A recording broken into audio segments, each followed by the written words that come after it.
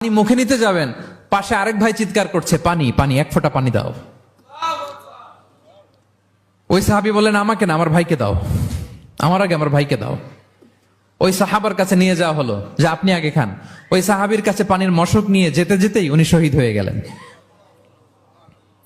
আবার মশক নিয়ে দ্বিতীয় সাহাবীর কাছে আসতে না আসতে দ্বিতীয় সাহাবীও শহীদ হয়ে গেলেন। প্রথম যিনি চিৎকার করছিলেন তার কাছে আবার মশক নিয়ে যেতে না যেতে তিনিও শহীদ হয়ে গেলেন। সুবহানাল্লাহ পড়বেন না? ওয়ায়ুসিরুনা আলা আনফুসিহিম ওয়ালাউ কানা বিহিম খাসাসা। নিজেদের প্রয়োজন থাকা সত্ত্বেও মুমিনরা তার অন্য ভাইয়ের প্রয়োজনকে প্রাধান্য দেয়। আল্লাহু আকবার। এই হচ্ছে আমাদের ভ্রাতৃত্বের দৃষ্টান্ত। তাহলে প্রথম মেসেজ হচ্ছে মুমিনরা ভাই ভাই, মুমিনরা আর আমাদের দৃষ্টান্ত হচ্ছে এক দেহ এক প্রাণ। আওয়াজ করে, এক দেহ এক প্রাণ। আর আমরা যদি কখনো বিবাদে জড়াই, আমরা এটাকে সংশোধন করে দেব, আপোষে মিলে